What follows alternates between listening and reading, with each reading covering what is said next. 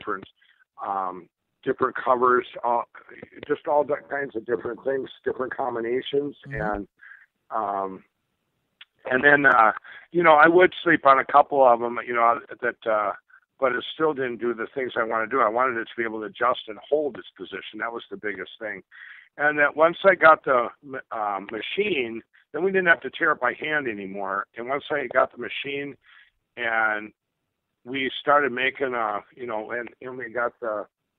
we got it down to what I wanted, or at least real close. And we started making them, just myself and a couple of my kids, and we put our life savings into it. I think we made 300 pillows, and we walked into a department store and said, actually it was Bed Bath & Beyond. I said, I have the best pillow in the world. How many would you like? And the guy says, we have a national buyer. You're not going to be able to see them. So I was kind of shut out there, and there were a lot of shutouts, and I didn't know how to get it to market. Well, how did you get that initial test when you're saying you went to Bed Bath? A lot of inventors have a product that maybe they made a few hundred units of, and they want to go to to a big store, let's say chain like that.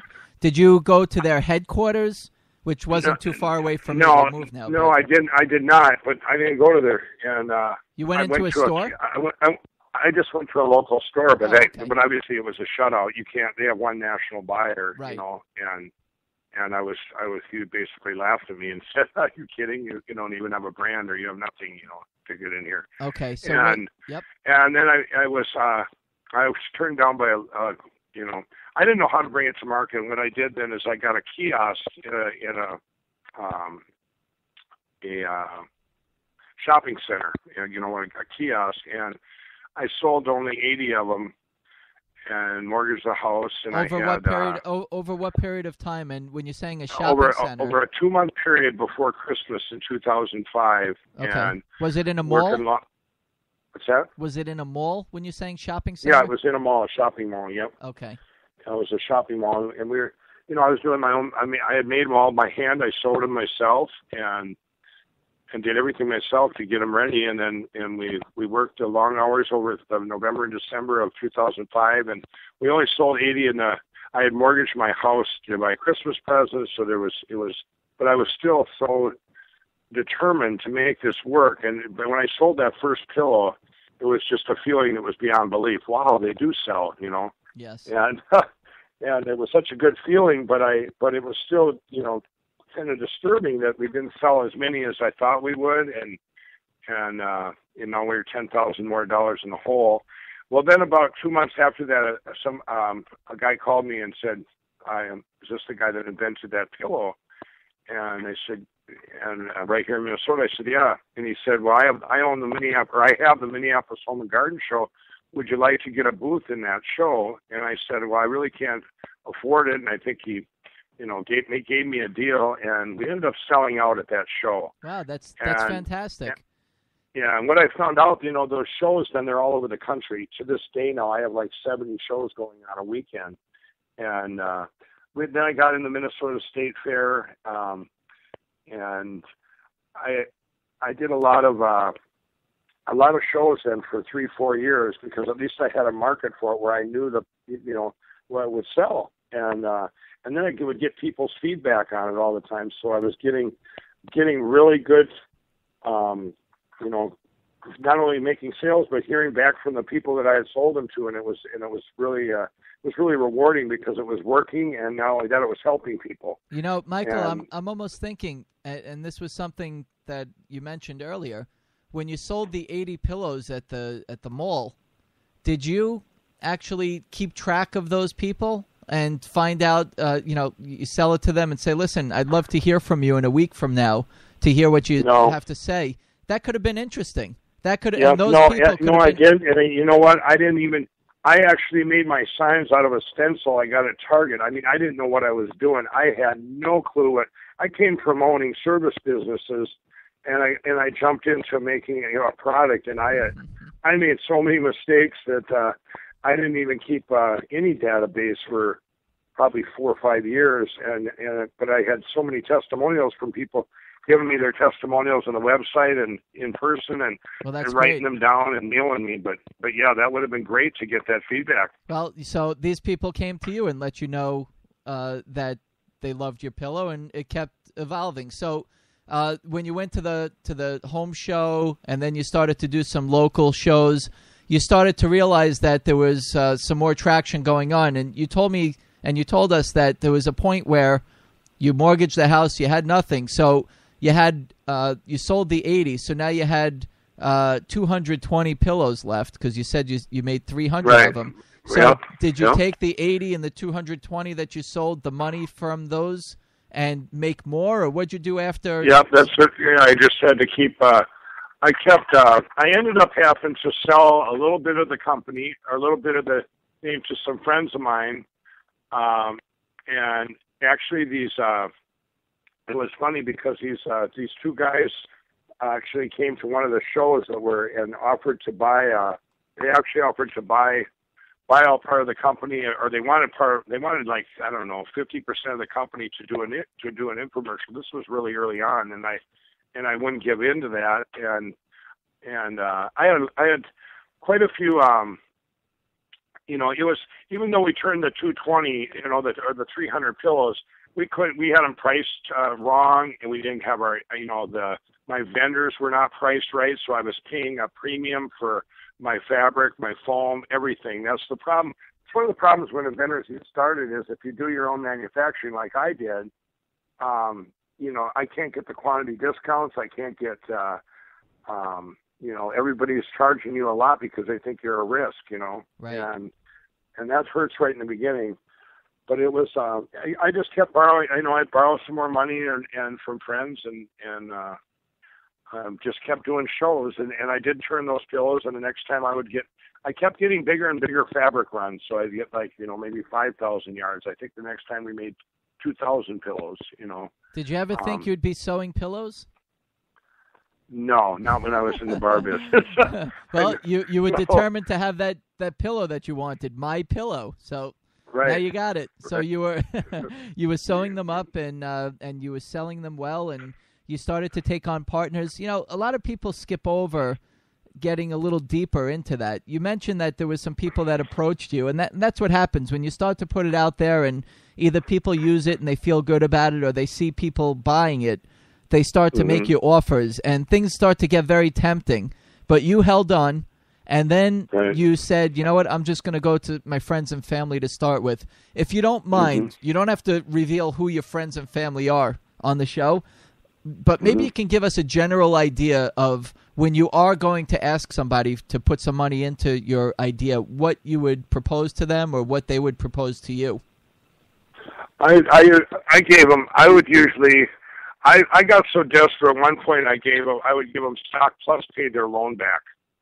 So that's it just depended on the individual or what I needed, or I do a short-term loan and I would use part of the company for collateral. I'd say, you know what, I'll give you 10% of my company if you borrow me $10,000 to buy this fabric, and I'll give you $2,000. Because I couldn't use a bank. That was the problem. I didn't have the credit. The bank didn't believe in anything. There was nothing to collateralize other than my belief in the product. And everything you were doing was direct to consumer. You weren't selling to any retail stores at this point. So when you're working with factories, sometimes you can show them that you have purchase orders from some retailers, and they could amortize the price of different things, material and so forth, into the cost, or maybe they could float it for a little bit longer. Or what you could do is you could go to different companies that'll give you money. It's called factoring. They'll give you money up front for your purchase order, so you can do what you need to do. I mean, there's all different ways to go about doing it. It's I went to a couple. I did a couple factoring against my sales that can get quite expensive, and it also. But I guess sometimes it's better than giving up part of your company too. Right. So now you were at the point where you had some money. You continued to build it. When was this was again still all direct to consumer. When was the point where you really? Where was your breakthrough, Michael? Where was the time where you said, I did it? Yeah, well, my breakthrough, I went through a lot of ups and downs, but I didn't have money. The money just kept it. It was living show to show. Each weekend I did a show, and I had one other guy in the company. He was doing a show out, kind of testing the different shows around the country, and I did a local TV show. It was on our public access station in Minneapolis, and they did a little human interest story. It was a half-hour show, and just on this guy that invented a pillow, and how weird is that in this day and age you could get a patent on a pillow, and it was kind of a, it was a good story. It was just an interview, and we seen quite a bit of spike in sales. I did, and it was I'm going, wow, this, if you bring the word of mouth to the consumer, even if it's through just telling it, being real on TV. And so then at that point I had a vision. I wanted to have an infomercial someday. And in January of 2011, in early January, they did an article, the Minneapolis Tribune, in the business section. It was another human interest story, and that exploded us it got us. That was the first big spike upwards. So this was PR, public relations, and yep. media and right. news stories and getting on TV. Right. Now, did you right. approach these people, or did you have somebody in your company do No. it, or did they approach you? No, there was the one lady approached me from Channel 6, and I guess we did have a company we worked with, and she approached the Minneapolis Star and Tribune. So okay. So I guess it was one was they both, but both of them both of them happened that year. One earlier in the year, one later, or one I guess one in 2010, one in 2011. But what I did then is that ad that PR thing that came out in the paper. I thought, well, what if you made a newspaper ad that looked like that, that was a human interest story. So I put together an ad, and it was from the heart. It just told my story, and it didn't even show a price of the pillow. And it showed the problems I had and why I invented the pillow, and then it showed I solved the problem, and then I gave them my guarantee, and it exploded. The company just kept increasing. I was in the Wall Street Journal, the New York Times, papers all over the country, the USA Today, and then that was in the spring of 2011. That's and awesome, through the Michael. summer. But in the spring, I decided to do an infomercial. Mm-hmm. And years earlier, a couple of guys had approached me. Like I said, they wanted most of my company to be able to do one, and I wouldn't do it. Now I just had my friends and my people that worked for me. We all put our money together, and we decided we were going to do this infomercial. And it was we got it done by October. I think it launched October 7th of 2011, and by January 9th of 2012, it was the number one infomercial in the United States. That's a fantastic story. There's so many inventors going, I can't believe it. This guy invented a pillow, Right. And look at where he is today. I'm really impressed by your story, Michael. It's great. And I'm just gonna pick a little bit more in between, because these are the things that inventors get stuck on, and we hear that people do it, but on this show we like to find out a little bit more deeper. So, like, for example, I know typically that so you had this story. When was the point of hiring a PR company? Because it sounded like you were struggling all along, but you also wanted to get your name out there. When did you hire a PR company? You know what? I just hired my first PR company about a month ago. Back then, the two ads. The one was just like I said, the lady had the pillow and was our public access, and the other company, it was a favor. They did us like two. She said she could get. We were working with them on website, and she said she could get us in the local paper. She just had a connection. So that was. I can't say enough about trying to get in a newspaper or on TV just to get it, to get it out there. Right, and to use it as leverage. But there's a lot of times where an inventor will get featured in a newspaper, and then Right. it fades away. So you have to keep the momentum up, whether it's the newspaper and doing some, getting some more activity in newspapers, TV, doing social